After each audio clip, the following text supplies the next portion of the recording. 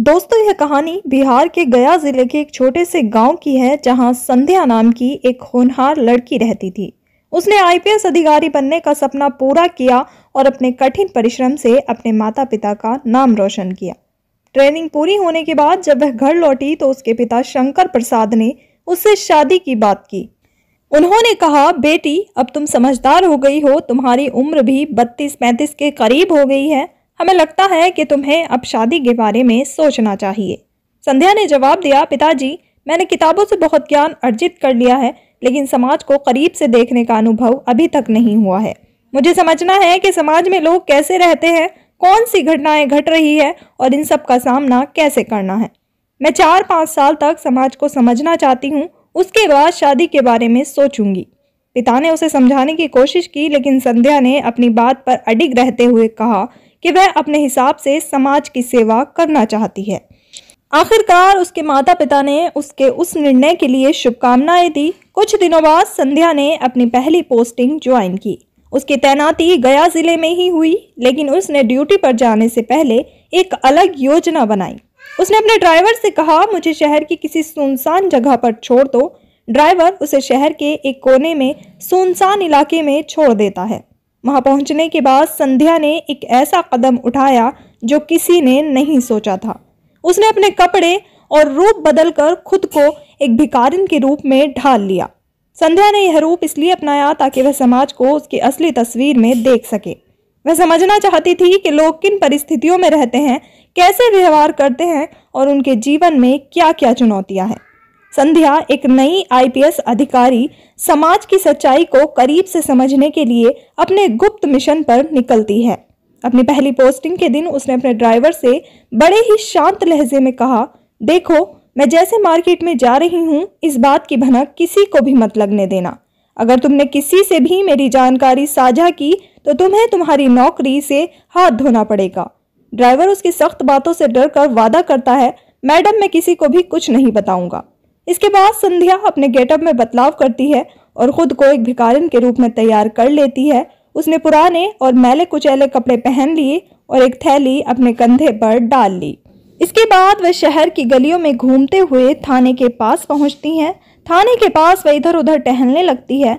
वहां खड़े कुछ पुलिसकर्मी उसे देखकर कहते हैं, अरे यहाँ क्या कर रही हो, जाओ कहीं और जाके मांगो, यहाँ मत परेशान करो।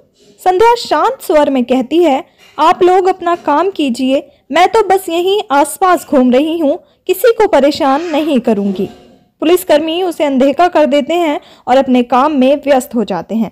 संध्या भिखारिन के रूप में थाने के आसपास की गतिविधियों पर नजर रखती रहती है। करीब 20-30 मिनट के बाद अचानक थाने में शोर बढ़ जाता है। थाने के गेट के बाहर लोगों की भीड़ इकट्ठा हो जाती है। संध्या, जो भिखारिन के रूप में छुपी होती है, उत्सुकता से पूछती है, साहब, इतनी भीड़ क्यों लगी है यहाँ? एक पुलिसकर्मी जवाब देता है, एक गंभीर केस आया है, एक लड़की के रेप का मामला है। जब थाने में एक रेप केस की सूचना आई तो वहां लड़की का परिवार मदद के लिए रोते हुए पहुंचा। लड़की के साथ जिसने घिनौना काम किया था वह एक बड़े व्यवसायी का बेटा और राजनीतिक प्रभाव रखने वाला व्यक्ति था। जैसे ही संध्या यह सब देखती है, वह पुलिस की नजर से बचते हुए थाने के अंदर घुस जाती है। थाने के अंदर प्रवेश करते ही कांस्टेबल उसे देखकर चौंकते हैं और कहते हैं, साहब, यह औरत अंदर कैसे आ गई, हमें तो पता ही नहीं चला। थानेदार, जो मामले में व्यस्त था, गुस्से में कहता है, कौन है ये, इसे यहाँ किसने आने दिया? इसे कुछ खाने को दो और यहाँ से भगा दो, हम अपने काम करने दो। कांस्टेबल संध्या से कहते हैं, अम्मा, लो कुछ पैसे और खाना, यहाँ से चली जाओ, हमें परेशान मत करो। संध्या शांत स्वर में जवाब देती है, मुझे यहाँ अच्छा लग रहा है, मैं थोड़ी देर बैठकर आराम करना चाहती हूँ। आप लोग अपना काम करिए, मैं किसी को परेशान नहीं करूंगी। यह सुनकर पुलिस वाले उसे नजरअंदाज कर देते हैं। संध्या थाने के एक कोने में पेड़ के नीचे बैठ जाती है और आसपास हो रही हर गतिविधि पर पैनी नजर रखती है। संध्या, जो भिखारिन के भेष में थाने के कोने में बैठी थी, पूरे मामले को बड़े ध्यान से देख रही थी। वह देख रही थी कि कैसे एक गरीब परिवार न्याय के लिए गिड़गिड़ा रहा था और दूसरी ओर सेठ का बेटा अपने राजनीतिक और आर्थिक प्रभाव के सहारे केस को दबाने की कोशिश कर रहा था।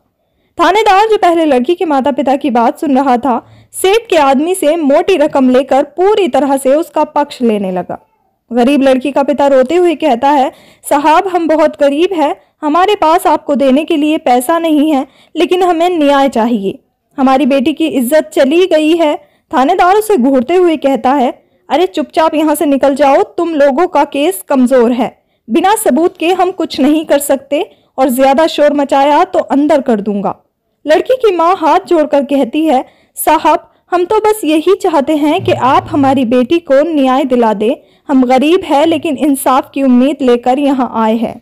लेकिन थानेदार सेठ के दिए पैसों से प्रभावित होकर गरीब परिवार को डांटते हुए कहता है, जाओ अपना काम करो, कोर्ट में जाना है तो जाओ, यहाँ तमाशा मत करो। संध्या यह सब देखकर भीतर से आहत हो जाती है, लेकिन वह अपनी योजना के तहत चुप रहती है। वह देख रही थी कि कैसे सिस्टम पैसे और ताकत के आगे झुक रहा है। थानेदार की बदली हुई हरकतें और गरीब परिवार पर हो रहा अन्याय संध्या के लिए एक बड़ा सबूत था।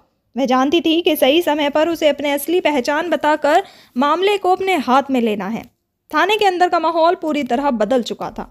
थानेदार बड़े प्यार से गरीब परिवार को समझाते हुए कह रहा था, तुम लोग जाओ घर में आराम करो, मैं इस केस की गहराई से जांच करूंगा और जल्दी ही कार्रवाई की जाएगी। गरीब पिता जो अपनी बेटी के साथ हुए अन्याय से टूट चुका था, थानेदार से बोला, साहब हम आपके भरोसे हैं, हमें बस अपनी बेटी के लिए न्याय चाहिए। हम गरीब लोग हैं, हमारी कोई सुनवाई नहीं होती, कृपया हमारी मदद कीजिए। थानेदार ने अपने चेहरे पर नकली सहानुभूति लाते हुए कहा, ठीक है मैं देखता हूँ, चिंता मत करो, जल्दी ही न्याय मिलेगा।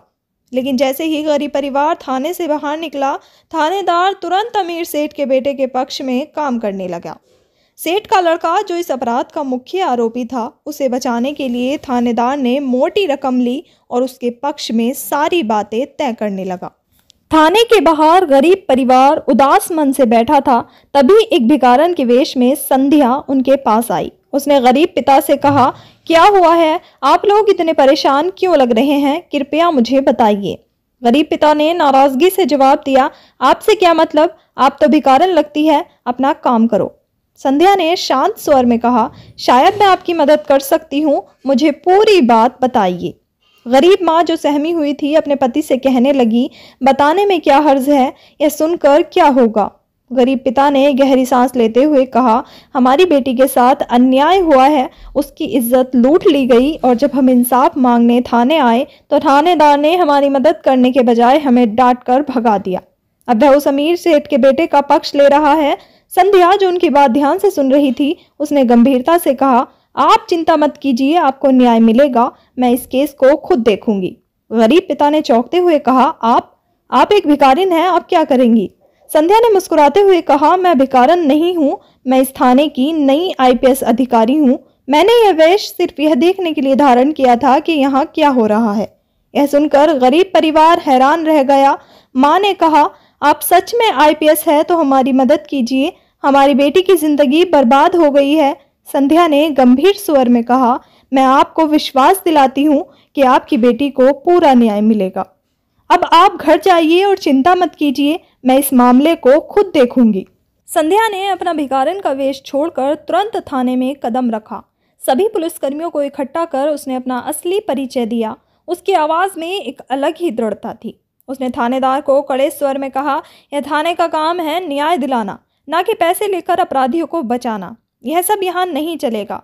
थानेदार और बाकी पुलिसकर्मी सकेत में आ गए। उन्होंने कभी सोचा भी नहीं था कि भिखारिन के रूप में उनकी नई आईपीएस अधिकारी पूरे घटनाक्रम पर नज़र रखे हुए थी। तो दोस्तों, जैसे ही भिखारिन के वेश में मौजूद आईपीएस अधिकारी संध्या ने अपना गेटअप हटाया और अपनी असली पहचान प्रकट की, पूरे थाने में हड़कंप मच गया। वहाँ मौजूद पुलिसकर्मी और थानेदार भौचक्के रह गए। संध्या ने थानेदार को कड़ी फटकार लगाते हुए कहा, तुम जैसे भ्रष्ट अधिकारी इस वर्दी की इज्जत को दागदार कर रहे हो। मैंने अपनी आंखों से तुम्हारी करतूतें देखी है। गरीब परिवार को न्याय देने की बजाय तुमने पैसे लेकर अपराधियों का साथ दिया। अब तुम्हारी जगह पुलिस की वर्दी में नहीं, जेल में होनी चाहिए। थाने के अन्य कर्मचारी सहमे हुए खड़े थे। तभी एक कांस्टेबल डरते डरते कहता है, मैडम हमें माफ़ कर दीजिए, हम नहीं जानते थे कि आप हमारी नई आईपीएस अधिकारी हैं। संध्या ने गंभीर स्वर में कहा, तुम्हारा काम कानून का पालन करना है, किसी की पहचान जानना नहीं। जो भी अपनी ड्यूटी में लापरवाह है या भ्रष्टाचार में लिप्त है उसे इसका अंजाम भुगतना होगा। संध्या ने तुरंत सेठ के बेटे को गिरफ्तार करने का आदेश दिया। इसके साथ ही थानेदार और अन्य लापरवाह कर्मचारियों को भी लाइन हाजिर कर दिया। जो भी भ्रष्टाचार में शामिल थे उन्हें सस्पेंड कर दिया गया। गरीब परिवार जो अब तक अपनी बात सुनाए जाने की उम्मीद खो चुका था, संध्या के इस कदम से भावुक हो गया। बेटी के पिता ने रोते हुए कहा, मैडम, आज आपने हमारी बेटी की जिंदगी बचा ली। आपके जैसे अधिकारी ही गरीबों की आखिरी उम्मीद है। संध्या ने मुस्कुराते हुए कहा, यह मेरी ड्यूटी है, आप चिंता न करें, आपकी बेटी को पूरा न्याय मिलेगा। संध्या की ईमानदारी और सख्त कदमों की चर्चा शहर के हर कोने में होने लगी। लोग उनकी तारीफ करते नहीं थक रहे थे। उन्होंने न केवल भ्रष्टाचार के खिलाफ एक मिसाल पेश की बल्कि गरीबों के लिए न्याय की नई उम्मीद भी जगा दी। यह कहानी हमें सिखाती है कि सच्चाई और ईमानदारी से किए गए कार्य हमेशा विजयी होते हैं। ऐसे ही अधिकारियों की वजह से समाज में न्याय और कानून का सम्मान कायम रहता है। तो दोस्तों, यह थी एक छोटी सी कहानी। आपको यह कैसी लगी? आप क्या कहना चाहेंगे आईपीएस संध्या के बारे में? कृपया कमेंट सेक्शन में अपनी राय ज़रूर बताएं। मिलते हैं दोस्तों एक नई कहानी और एक नए वीडियो के साथ। दोस्तों, ऐसी ही और मोटिवेशनल स्टोरी आप हमारे चैनल पर देख सकते हैं। तब तक के लिए जय हिंद, जय भारत, जय हिंद।